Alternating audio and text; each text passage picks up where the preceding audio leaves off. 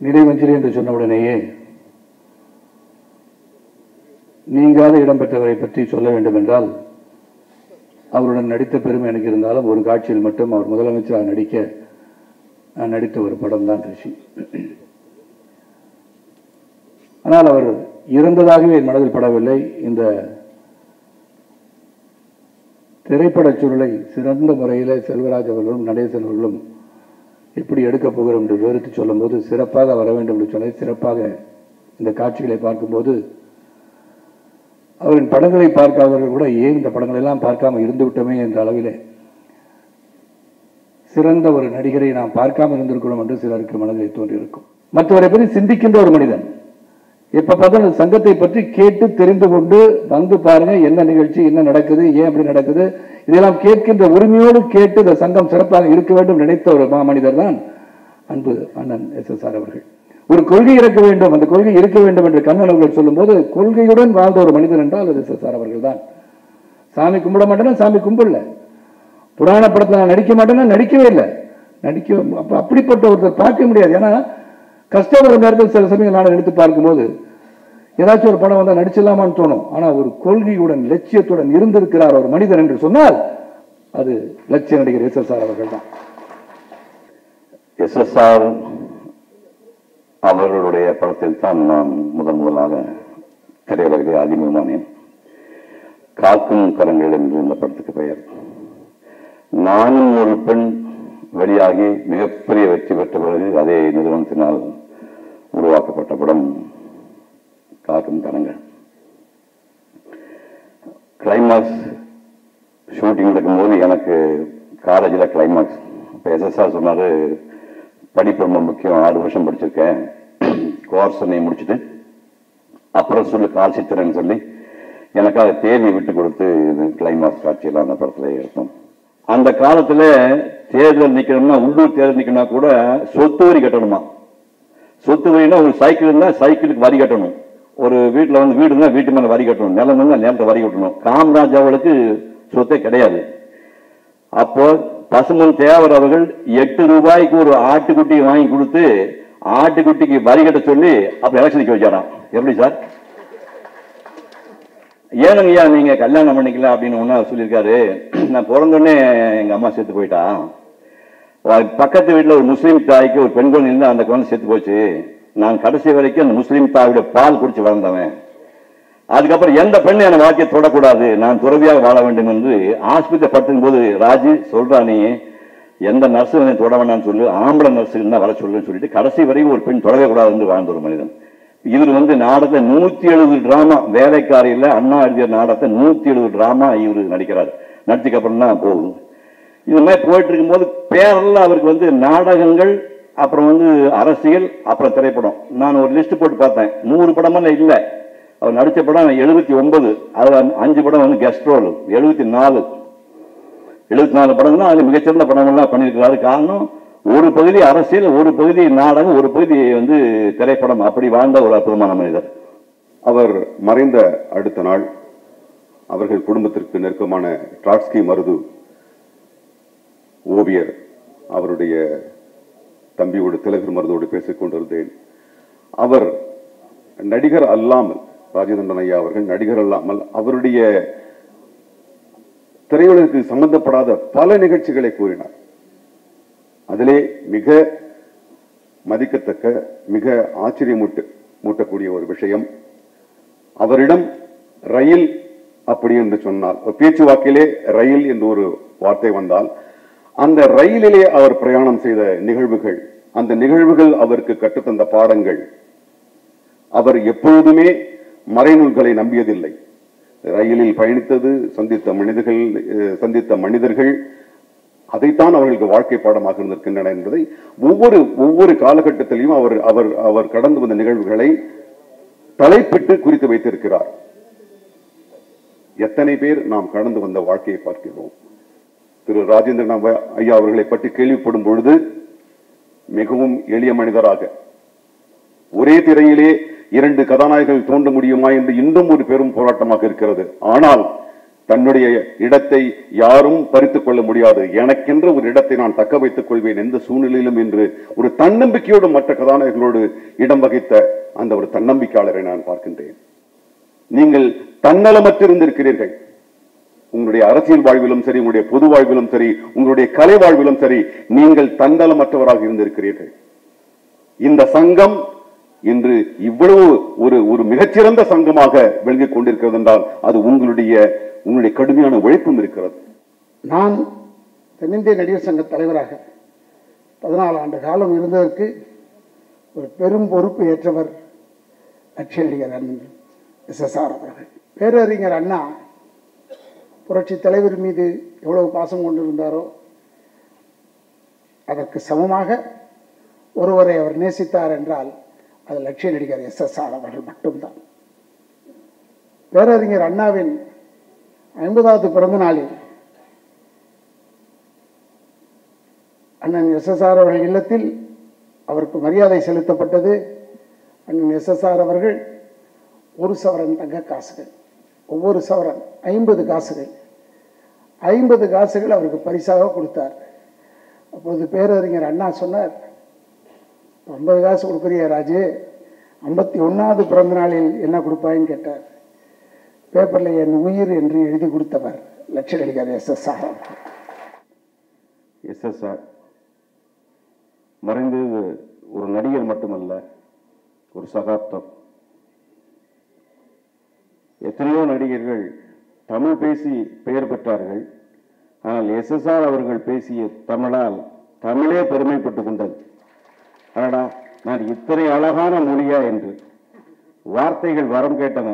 நான் SSR வாயிலே வசனமாக வரமாட்டேனா என்று. SSR அவர்களின் வசனத்தை கேட்டு அடகு வைக்கப்பட்ட லட்சம் தமிழர்களின் காதுகள் இன்னமும் மீட்கப்படாமலேயே இருக்கின்றன. பச்சை விளக்கு, கை கொடுத்த தெய்வம் போன்ற படங்களில் அவர் ஏற்று நடித்த கதாபாத்திரம், அதில் அவர் வெளிப்படுத்திய நடிப்பு திறன், இவைகளெல்லாம் திரைப்பட கல்லூரியிலே நடிப்பு பயிற்சிக்கு ஒரு பாடமாக வைக்கப்பட வேண்டிய ஒன்று. SSR அவர்கள் மறைந்தது SSR என்கின்ற ஒரு கலைஞனின் பூத உடல் மட்டும்தான். ஆனால் இந்த கலை உள்ள வரையிலும், இந்த தமிழ் சினிமா உள்ள வரையிலும் அவர் கதாபாத்திரங்கள் மூலம் நம்மிடையே மட்டுமல்ல, நமக்கு அடுத்து வருகின்ற தலைமுறையினரிடம் நிச்சயமாக வாழ்வார், வாழ்ந்தே கொண்டிருப்பார் என்று சொல்லி விடைபெறுகிறேன். நன்றி. தன்னுடைய தந்தை மருத்துவமனையிலே இருக்கும்போது கூட கடைசி நேரத்தில் கூட கையில் என்ன போட்டிருக்கிறாய் என்று கேட்டார்கள். அது திஷ்டி கயிறு என்று சொன்னதாக சொன்னார்.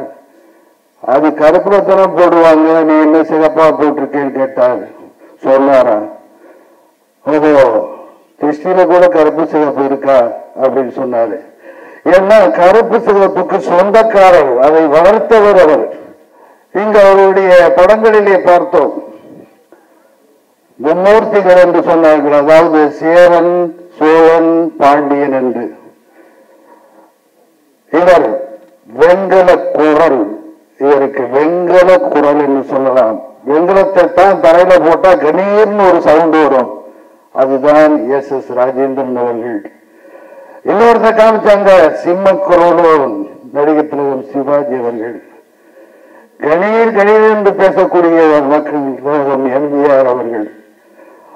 ஆனால் அவர்களுக்கும் இணையாக ஒரு வித்தியாசமான குரலிலே இங்கே காட்சியை பார்த்தோம். ரத்த கண்ணீரிலே நடிகர்கள் MR ராதா அவர்களை. இப்படிப்பட்ட நல்ல கலைஞர்கள் நம்முடைய தமிழகத்திலே இருந்திருக்கிறார்கள், இன்னும் இருந்து கொண்டிருக்கிறார்கள். அவருடைய குடும்பத்தாருக்கும், பிள்ளைகளுக்கும், பேரன் பேத்திகளுக்கும், அத்தனை பேருக்கும் நான் சொல்லிக் கொள்வது என்னென்றால், ஒருவனுடைய சாவிலே தெரியும் அவனுடைய நல்லவனா கெட்டவனா என்பது என்று சொல்வார்கள். அதை போல ஒரு இறந்து விட்டால் தொடங்க அப்படிம்பாங்க. ஒருத்தர் இறந்துட்டா ஐயோ அவர் இறந்து போயிட்டாரா அப்படிம்பாங்க. அவர் வாழ்கின்ற காலத்தில் என்னென்ன செய்கிறானோ அதுதான் பயன், வார்த்தைகள். அப்படி நீங்கள் எல்லாம் ஒரு நல்ல தந்தையை உங்களை பெற்றிருக்கிறார்கள். பேர பிள்ளைகள் எல்லாம் தாத்தாவை பெற்றிருக்கிறார்கள். அவர் நல்லா வாழ்ந்தாரு.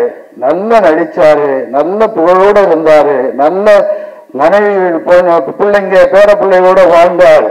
அப்படிப்பட்ட ஒரு நல்லவர்கள் நீங்கள் பரம்பரையிலே வந்தவர்கள் என்று பெருமை கொள்ளுங்கள். எந்த நடிகருக்கும் பார்த்தீங்கன்னா ஒரு பெரிய பட நிறுவனத்தை நடிக்கணும்னு ஆசை இருக்கும். அந்த காலகட்டத்தில் பார்த்தீங்கன்னா பெரிய பட நிறுவனம் என்பது ஜெமினி, எஸ்.எஸ். வாசனுடைய ஜெமினி நிறுவனத்தில் நடிக்கணும்னு எல்லா நடிகர்களுமே ஆசைப்பட்டு கொண்டிருந்த ஒரு காலகட்டம். அந்த ஜெமினி நிறுவனத்திலிருந்து எஸ்.எஸ்.ஆர். அவர்களுக்கு அழைப்பு வருகிறது ஒரு படத்தில் நடிக்க. நேராக போய் எஸ்.எஸ். நாராயணன் அவர்கள் அவரை பார்க்கிறார். பார்த்தோடனே வாசன் அவர் சொல்றாரு, என்னுடைய கம்பெனியில் ஒரு படத்தை நீங்கள் நடிக்கணும், அந்த படத்தினுடைய கதாநாயகன் ஒரு லட்சியவாதி, அதனால நீங்க நடிச்சா அந்த கருத்து ஜனங்களுக்கு போய் சரியாக சேரும் என்று நான் விரும்புகிறேன். இதில் நடிக்கிறதுக்கு உங்களுக்கு என்ன சம்பளம் வேணும்னு சொன்னீங்கன்னா நான் அதை தர தயாராக இருக்கிறேன். உடனே எஸ்.எஸ்.ஆர். அவர்கிட்ட சொல்றாரு, சம்பளம் பெரிய பிரச்சனையே இல்லையா, நீங்க என்ன நினைக்கிறீங்களோ அந்த சம்பளம் கொடுக்க போதும். சரி, அப்படின்னா நான் வாங்கி வச்சிருக்கேன் அந்த படத்தை நீங்க ஒரு தடவை பார்த்துருங்க. அந்த படத்தினுடைய பேர் ஜிந்தகி, ஹிந்தி படம் வாங்கி வச்சிருக்கேன், நீங்க ஒரு தடவை பாருங்கன்னு இந்த படத்தை போட்டு காட்டுறாரு. இவருக்கு படத்தை பார்க்குறாரு. பார்த்துட்டு வெளில வந்து எஸ்.எஸ். வாசனோட்ட சொல்றாரு, இந்த ஜிந்தகி படத்தினுடைய கருத்தும் நான் இப்போ எடுத்து வெளியிட்டு இருக்கேன் பாருங்க தங்கரத்னம் என்ற படத்தினுடைய கருத்தும் ஏறக்குறைய ஒன்னா இருக்கு. அதனால இந்த படத்தில் நான் நடிச்சு வெளியில வந்தா எல்லாரும் இந்த தங்கரத்னம் மாதிரி இருக்குன்னு நினைச்சிட்டு இந்த படத்தை பார்க்காமல் போய்விடக்கூடிய வாய்ப்பு இருக்கு, உங்களுக்கு நஷ்டம் வரும். பாருங்க, அதாவது இந்த படத்தை நடிச்சா எஸ்.எஸ். ராஜனுக்கு பணம் வரும், வாங்கிட்டு நடிச்சுட்டு போயினே இருப்போம்னு நினைக்கல. தன்னால் ஒரு தயாரிப்பாளர் பாதிக்கப்படக்கூடாது என்று நினைக்கின்ற நல்ல உள்ளத்துக்கு சொந்தக்காரராக இருந்தனால தான் இன்னைக்கு இந்த கூட்டம், இந்த அரங்கு நிரம்பி வழிகிறது. அப்படி இதயத்தை போட்டுக்கின்ற அஞ்சலி தான் இது நடந்து கொண்டிருக்கிறது. நம்மால் இந்த தயாரிப்பாளர் பாதிக்கப்படக்கூடாது அப்படின்னு சொல்லி அவர்கிட்ட போய் சொல்லியிருக்காரு, நான் நடிச்சா சரியா வராது, அதையும் மீறி இந்த படத்தை உங்களுக்கு தயாரிக்கணும்னு தோணினா நீங்க யாரையா வச்சு தயாரிங்க.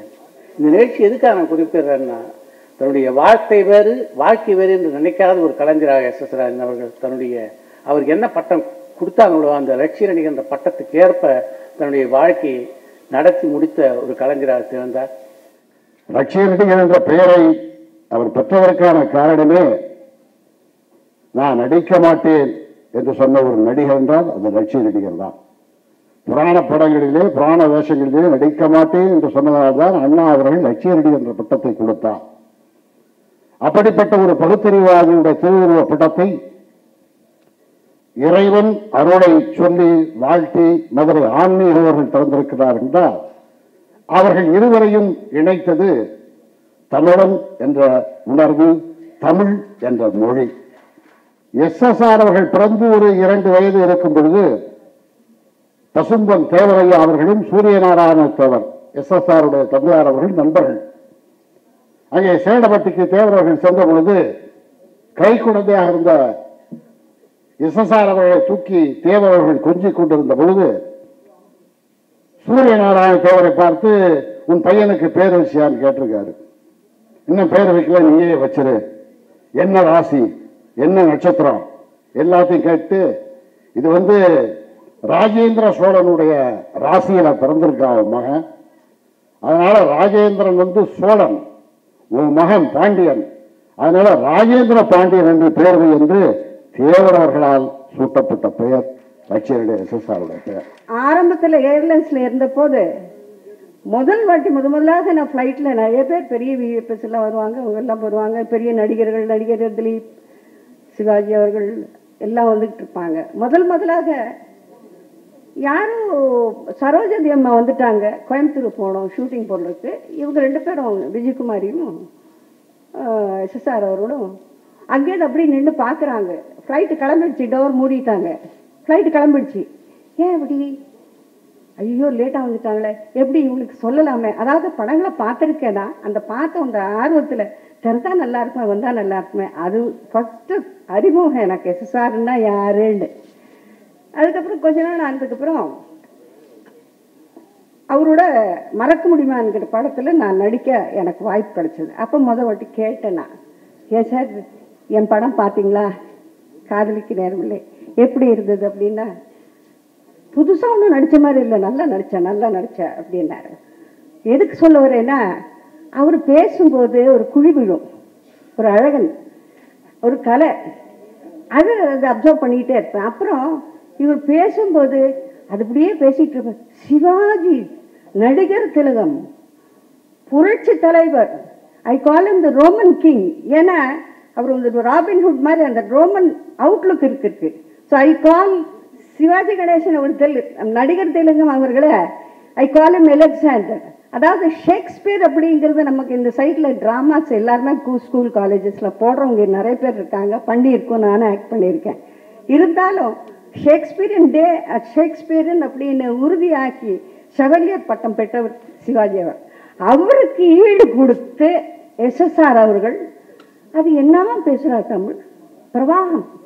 அதாவது எந்த இடத்துல சிவாஜிக்கும் எஸ்வி ரங்கராவ் அவர்களுக்கும் மற்ற யாருக்கும் சொடையே இல்லாமல் நான் ஸ்டாப் தம்மு பிடிச்சி தண்ணி விடாமல் பேசிகிட்டு இருக்காருன்னு எனக்கு ரொம்ப ஆச்சரியம். அதனால் எனக்கு அவரை பார்க்கும்போது இப்படி ஒரு தமிழ் பேசுகிற அளவுக்கு நமக்கு அந்த அதிர்ஷ்டம் அந்த நாளில் நமக்கு கிடைக்காம போயிடுச்சு. அவரோட ஒரே ஒரு படம் தான் நடிச்சிருக்கேன். ஒருவேளை நான் அவங்களோட நடிச்சிருந்தா இன்னைக்கு புலவி ஆயிருப்பேனோ என்னமோ, எனக்கு அந்த அதிர்ஷ்டம் எனக்கு கிடைக்கல.